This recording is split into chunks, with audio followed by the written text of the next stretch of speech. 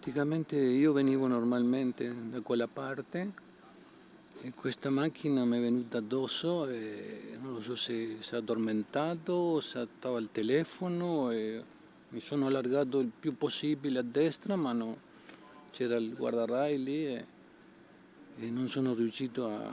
Poi il camion cioè, si è stravolto. Ancora sotto shock ma rimasto illeso è il camionista coinvolto nel drammatico incidente avvenuto in via Piave a Salettuol di Maserata. Un impatto violentissimo che non ha lasciato scampo ad un uomo di 70 anni alla guida di un furgone doblò. Si tratta della prima vittima della strada del 2026 nella provincia di Treviso. Secondo quanto emerso finora, una Fiat Panda, condotto da un'anziana 69enne di San Polo di Piave, avrebbe improvvisamente invaso la corsia opposta, tagliando la strada a un'autobotte carica di vino e diretta verso Treviso.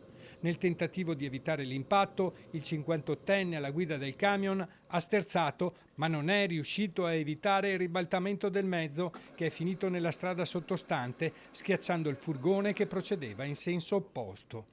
Ad assistere alla tremenda collisione anche un altro testimone che conferma la dinamica dell'accaduto. Il camion, appena visto che la Panda gli stava venendo addosso, si è spostato tutto sulla destra, ha preso con le gomme l'erba, ha fatto l'elastico con il guardrail e ha preso la signora sulla sinistra capottandosi. Del furgone noi ce ne siamo accorti quando, dopo aver soccorso la signora, c'è stata una moglie di quello che era dietro di me che è stata là nella vigile eccetera, noi siamo venuti qua per vedere il camionista come stava eccetera e ci siamo accorti del fiorino sotto.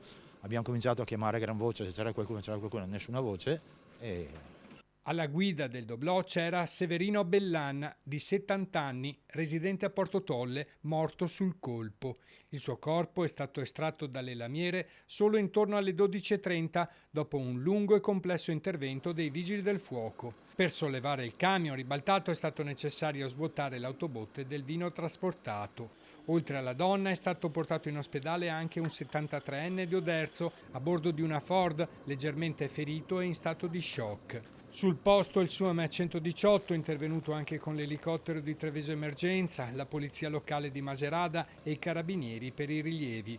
Via Piave è rimasta chiusa in entrambe le direzioni per diverse ore. Fortunatamente è stata esclusa la presenza di una seconda vittima, ipotesi emersa nei primi concitati momenti dei soccorsi, quando non si sapeva ancora quante persone potesse avere schiacciato la cisterna carica di vino.